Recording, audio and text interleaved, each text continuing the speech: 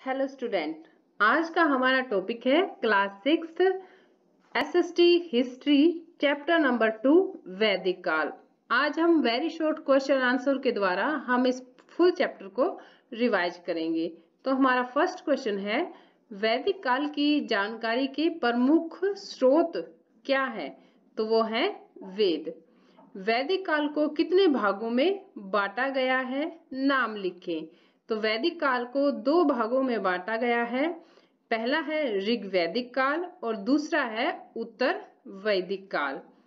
विश्व के सबसे प्राचीन ग्रंथ का नाम क्या है? तो ये है ऋग्वेद। ऋग्वेद में मंडल व सूक्तों की संख्या कितनी है? तो मंडल है इसमें 10 और सूक्त है 1028। ऋग्वेद की तिथि प्रायः क्या मानी जाती है? तो ऋग्वेद की तिथि 6000 ईस्वी पूर्व से लेकर के 1500 ईस्वी पूर्व के बीच मानी जाती है। ऋग्वैदिक काल की सबसे पवित्र नदी कौन सी थी? तो ये थी सरस्वती, जो कि हरियाणा से होकर बहती थी और अब ये नदी लुप्त हो गई है। वेद कितने हैं? नाम बताएं। वेद 4 है। कौन कौन से?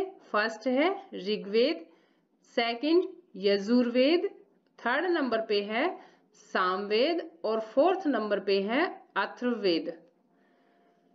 ऋग्वेद की रचना किन नदियों के किनारे की गई है? तो ये है सरस्वती और दृशदवती नदियों के किनारे। ऋग्वेद काल में गांव से बड़ी संस्था क्या थी? विश, यानी कि गांव से बड़ी संस्था को विश कहकर पुकारा जाता था। जनों के आपसी संघर्ष को क्या कहा जाता था? तो उसको बोलते थे दशराज युद्ध। सुदास ने कितने राजाओं के संघ को हराया था? 10 राजाओं के संघ को। ऋग्वेद काल का मुख्य हथियार क्या था? तो ये था धनुष बाण। ऋग्वेद काल में राजा पर अंकुश, अंकुश का मतलब होता है प्रतिबंध लगाना, रोकना, कौन सी संस्थाएं रखती थी? यानी कि उसके उचित और अनुचित कार्यों का ध्यान जो था वो कौन सी संस्थाएं रखती थी? तो ये थी सभा, समिति और विदत। ये राजा पर अंकुश रखती थी, यानी कि उसके गलत कार्य के लिए उसको रोक सकती थी। राजा और प्रजा के बीच मध्यस्थ का काम कौन करता था?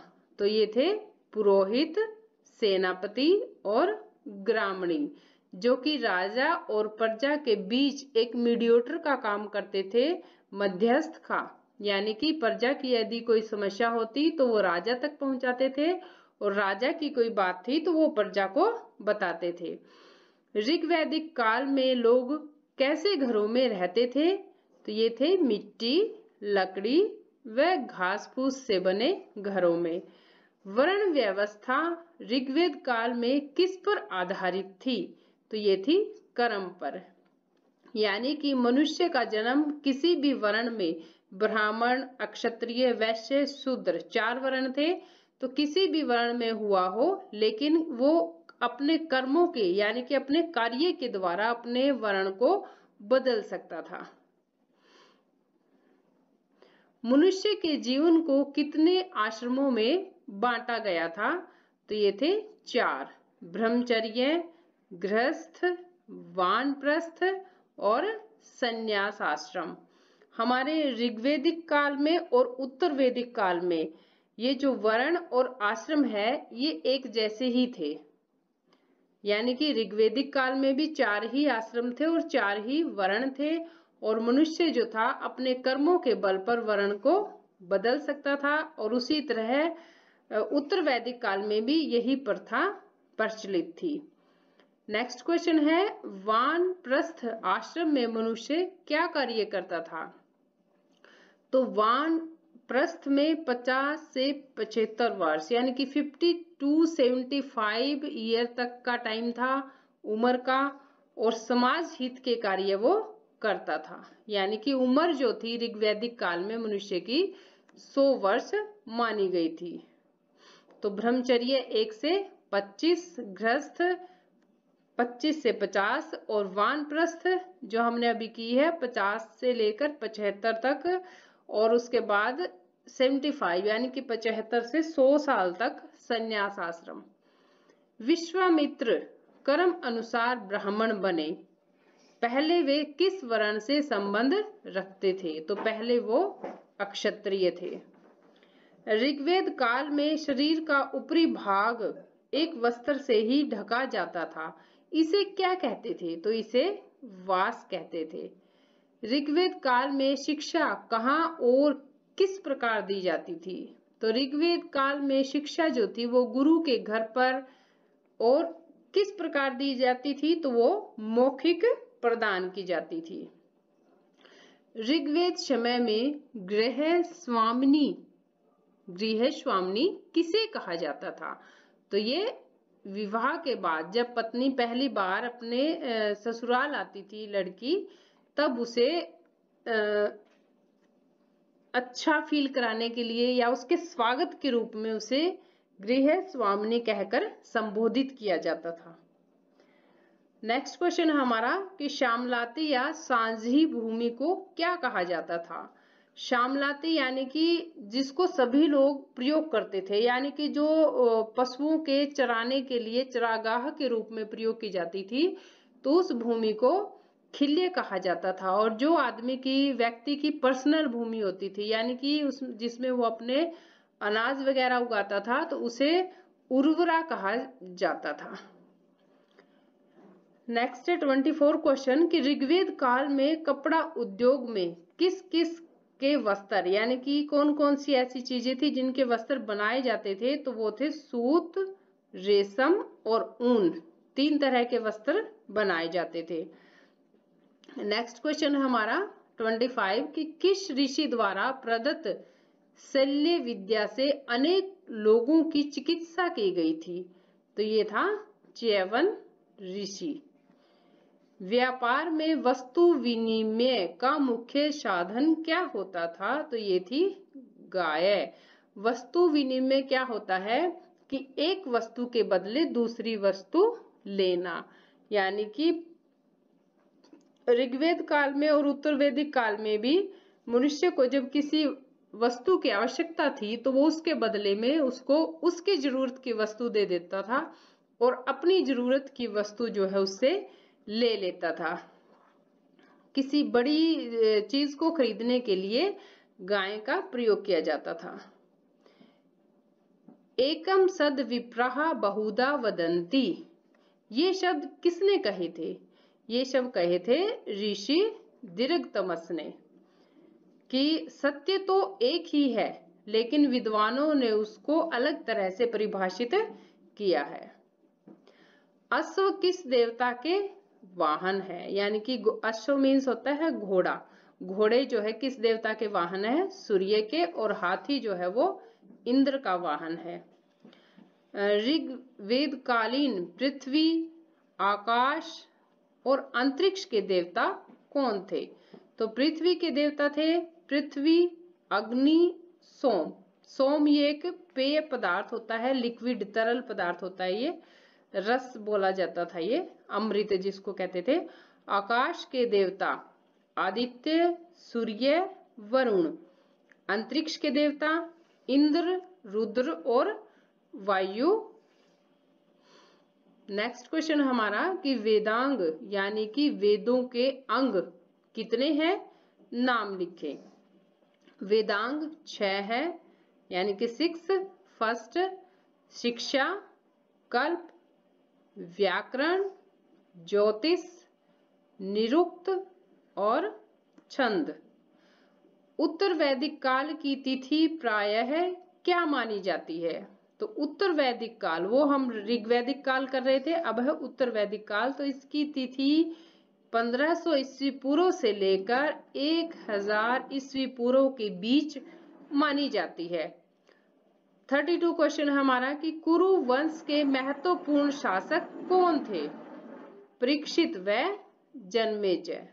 तो नेक्स्ट है हमारा कौंपिल्य किसकी राजधानी थी? तो ये थी पांचालों की। अथर्ववेद के किस सूक्त में भूमि को माता कहा गया है? तो ये भूमि सूक्त में। नेक्स्ट क्वेश्चन हमारा कि उत्तर वैदिक काल में जंगल विभाग के प्रधान को क्या कहते थे? तो उसको कहते थे गोवी कर्तन। वैदिक काल में मनुष्य की आयु जो है वो कितनी मानी गई है? 100 वर्ष। और इसी अनुसार उसे 4 आश्रमों में बांटा गया है। 25 ईयर हर आश्रम में दी गई है, 1 से 25 ऐसे। नेक्स्ट है हमारा कि मनुष्य के जीवन का उद्देश्य 4 पुरुषार्थ कौन से माने हैं? तो ये 4 पुरुषार्थ है। फर्स्ट है धर्म, अर्थ, काम और मोक्ष। मनुष्य के जन्म से लेकर मृत्यु तक कितने संस्कार थे? 16 संस्कार माने गए हैं। किसके वाद विवाद से सिद्ध होता है कि स्त्रियां जो थी वो विदुषी यानी कि विद्वान होती थी? तो ये वाद विवाद था गार्गी और याज्ञवल्क्य का। नेक्स्ट क्वेश्चन हमारा कि राजभवनों में किसके आरंभ के कारण उत्तर वैदिक काल में नैतिक पतन का आरंभ हो गया था? तो इसका कारण था राजभवनों में श्राप, नाच गाना, जुआ आदि का प्रचलन शुरू हो गया था, जो कि बाद में उनके नैतिक पतन का मुख्य कारण बना। उत्तर वैदिक काल के प्रमुख अन्न जो थे वो कौन कौन से थे? तो ये थे जौ, चावल, तिल, मूंग, उड़द और गेहूं। ऐसी कौन सी फसल थी जो सर्दियों में बोई जाती थी और गर्मियों में काटी जाती थी? तो ये थी जौ, जिसे यव भी कहा जाता था। नॉर्मल हम इसे जौ ही बोलते हैं। नेक्स्ट है जुताई, बुआई, सिंचाई, कटाई। यानी कि खेत में पहले जुताई करना, उसको बराबर करना, फिर उसमें कुछ बीज डालना, बुआई, फिर सिंचाई और कटाई। इनका उल्लेख जो है यानी कि वर्णन जो है वो किस ब्राह्मण में किया गया है? ब्राह्मण मतलब ये ग्रंथ है, किस ब्राह्मण ग्रंथ में इनका वर्णन जो है वो किया गया है? तो ये है शतपथ ब्राह्मण में। ये एक पुस्तक का नाम है, ग्रंथ का। नेक्स्ट क्वेश्चन है हमारा कि उत्तर वैदिक काल में किस पशु का सबसे अधिक महत्व था? तो ये थी गाय का। इसे श्रद्धा की दृष्टि से देखा जाता था। उत्तर वैदिक काल के व्यवसायों का उल्लेख जो है यानी कि जो व्यापार थे उनका वर्णन जो है वो कहाँ मिलता है? वो मिलता है वाजस्नेयी संहिता में। धातुओं से क्या क्या बनाए जाते थे? तो धातु जो थी वो उनसे आभूषण, कृषि उपकरण, बर्तन और अस्त्र शस्त्र बनाए जाते थे। सामान को एक स्थान से दूसरे स्थान पर ले जाने के लिए किसका प्रयोग करते थे? तो ये बैलगाड़ी का प्रयोग करते थे। नेक्स्ट हमारा उत्तर वैदिक काल के प्रमुख देवता कौन से थे? ब्रह्मा, विष्णु और महेश। ये उत्तर वैदिक काल के प्रमुख देवता थे। ऋग वैदिक काल में जो प्राकृतिक देवता थे सूर्य, इंद्र, रुद्र, उनको पूजा उनकी पूजा की जाती थी। लेकिन उत्तर वैदिक काल में देवताओं का स्वरूप जो है वो थोड़ा सा बदल गया था। तो यहाँ पर ब्रह्मा, विष्णु, महेश जो थे प्रमुख देवता थे। किस वेद में तंत्र मंत्र का विस्तृत उल्लेख है? अथर्ववेद में। वेदांत का दूसरा नाम क्या है? उत्तर मीमांसा। दर्शन के अनुसार संसार क्या है? संसार एक मायाजाल है। उद्दालक और श्वेत केतु का संवाद होता है उनकी आपस की बातचीत। ये दोनों पिता पुत्र थे, उद्दालक और श्वेत केतु। इनकी आपस की जो बातचीत है वो किस उपनिषद में है? तो ये है छांदोग्य उपनिषद में। ब्रह्म एवं जीव ब्रह्मा और जीव को समझने के लिए किसके संवाद का वर्णन है? तो ये पिता पुत्र के संवाद यानी कि पिता पुत्र की बातचीत का ही वर्णन है। ये दोनों क्वेश्चन आपस में जुड़े हुए हैं।